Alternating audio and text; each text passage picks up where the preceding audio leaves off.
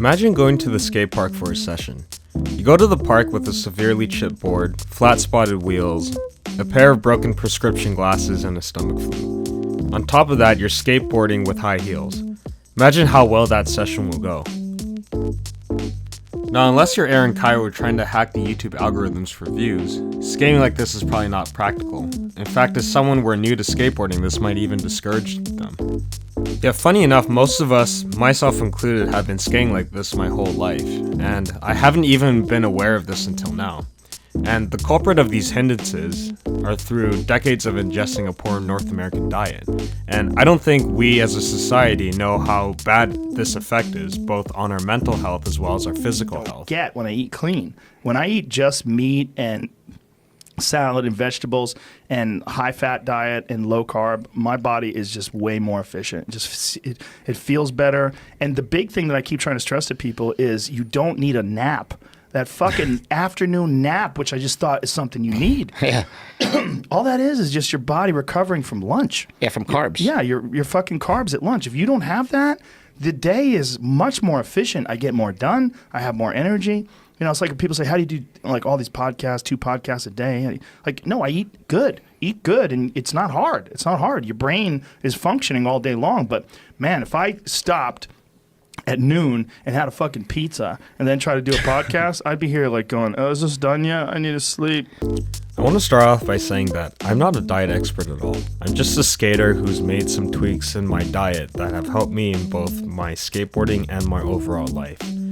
I also want to mention that making these tweaks were not easy at all, and it has been a combination of years of tweaking and tinkering to get me moving in the right direction in health and diet.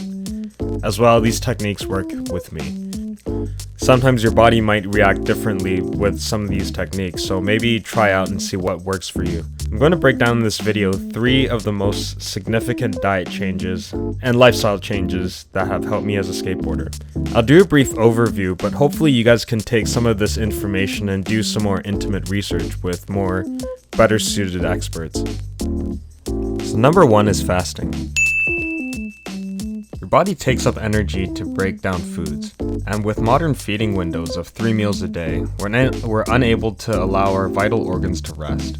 You can read more about this topic in Dr. Jason Fung's book, The Obesity Code, an excellent book that dives into the topic of fasting without the confusion of modern fitness gurus. This book will get you started. I do 2 types of fast throughout the week, an intermittent fast and a 24-hour fast. Intermittent fasting is when you give yourself a time period within the 24-hour clock for you to eat. I give my body an 8-hour time window to consume foods, while the rest of the day of 16 hours is left without consuming anything. My schedule of eating would be from 11 a.m. to 7 p.m., and afterwards, I would refrain myself from consuming any foods outside of that time window. The beauty of doing this fast is that if you end up sleeping for 8 hours or more, half of your fasting period has already gone by. And the challenging part of this is giving up either your breakfast or dinner, depending on what works best with you. My second type of fast is a 24-hour fast, at least once a week. 24-hour fast is exactly that. You don't eat anything for 24 hours. But because I break my fast after that time frame, I end up eating 1 meal a day. Fasting has worked wonders for me. In the span of only 2 months, I had lost 20 pounds, felt clear-headed, and had better sleep.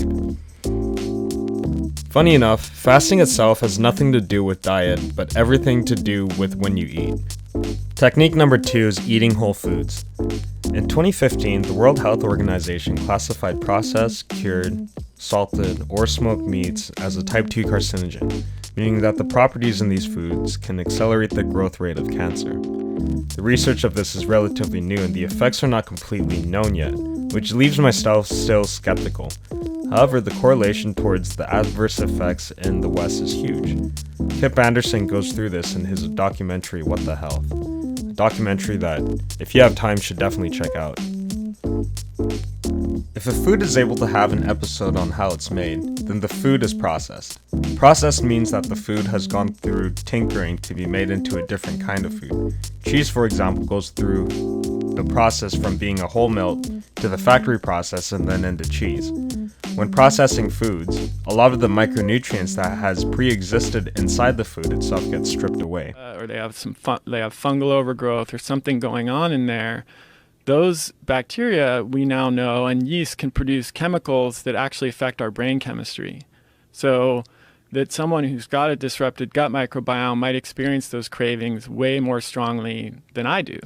And so it's harder for them to intervene and stop that because it's almost like they have an alien presence in their body that is craving these foods, and it's really hard to overcome that. I'm glad you brought that up because that was one of the things I was going to bring up next. The idea that your gut biome actually controls your cravings and controls your desires for things, and also when you cure that up or when you heal it and you start taking in healthy probiotics, your desires for different foods sort of emerge.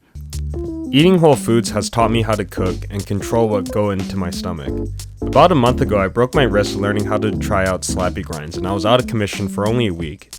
Flashback 6 years ago, I had the exact same injury when I was 17, and it took me out for almost 2 months just to recover.